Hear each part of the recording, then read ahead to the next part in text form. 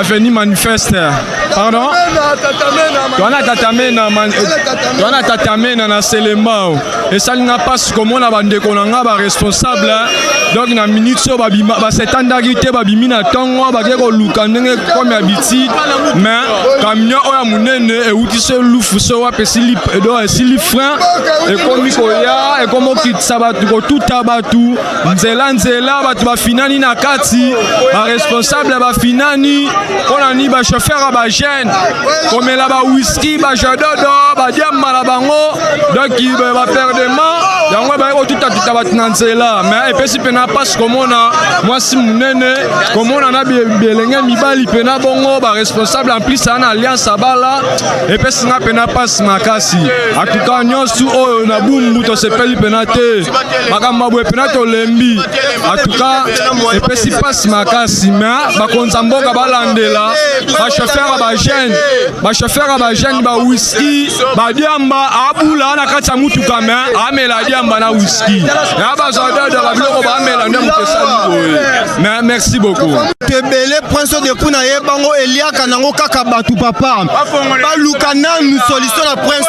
yo batsa badodan inde batsa na prince yo ndesi ba batu bakufi papa batu bakufi lokola banyama tokende wapi tokende wapi papa prince elia kanango kaka batu bakufi lokola banyama papa batsa badodan ya boy to boy kali na niveau ya a ba ko cha PCR bakoyeko tia PCR awa pona nini ba chauffeur oya awa bakoto te qualité donc ekumbeli oyo zali awa na ebite soki na ba commune mususu za bongo bakozwa bakangi babandi nyonso place ezake moto koki koleka ezate yango zo mona zo causer ba dégâts oyo sikoyo oyo wana kufi ala panzani mutuli boso aza chauffeur a moto azo luka a dévier pour mata place a kokote ezate ba chauffeur a transit bakangi 4 bandes awa 10 uti kuna esili frein akoma wapi ayeko pema pa ya bato siko bibembeza na ba misusu pine oya mutuka munene boye fe matela mutu tala degré donc na niveau oya awa fo pena baluka ba bongisa pona ba chauffeur awa yoko kate pardon pona ngai na sengi bakoyeko tia ta mo PCR moko koyeko zala ngomba pona koyeba ko fongola kanzela ata dodani bakoyeko tia yango awa comme tout cas réseau ya eba de ko ralentir pour ça bazo ralentir ba dégâts oyo ko zala te c'est la raison ka yango toza kobanda sana kobanda ka ipen te toza bon toza na bumbu na Selembao mais kobanda ka ipen tito koma awa toza la toujours na descend ba descend na biso faut ba julango solution pour créer la biso ba accident ba tela biso ba dodan chauffeur no so aye ba so kita so na komi awa na kuta na dodan boneti koyi e bandi lelo te ande kona ngai merci. Ah, tu as un gamba Selembao, la venue qui me pèse. Ah, mais c'est la commune. Et ça, la commune à Boum. C'est non n'est. Bon, biso to telemaki na peme na bureau SNEL. Oyo za na Boum na manifeste.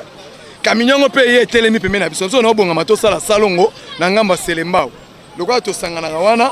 Mbala monde ta la camion tango longwe a sali do la chaki mabe. Ne a mateli bordir. Siko elle a mateli bordir a moni sora mi bambi et ça elle na ye. Tango bundia itanga songo na prince et ce là. Aye a conseil transit. A memi transit ti faire avenir nga na telemi. Siko tant transit a continue à venir. Muta moto na ba moto soya, muta moto paniquer les garçons ba niati mutu akwei et mateli. Moi c'est client moto. Moi sona siko na quatre prince. Somo wana alinga mata a glisser. Yeso akwei mateli. Eza ngamba boum.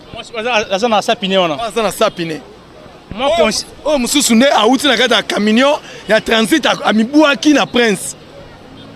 Eza conseiller mu kelo ba chauffeur ko bani pona comportement boy. Bon, elonga boye na koloba baluka bacha na dodan. Bacha dodan entre na malabala manifeste. Pour descendre des hommes manifestes na kimpesi. Et puis batu oyo batambula na prince batika. Kobenda pe bato bateka na ba bordir eza bata makolo. Pour ceux bato ba na makolo ne ba kufite. Bango ba otembo na prince camion pe silifre yango e ramasser ba. Merci. merci papa.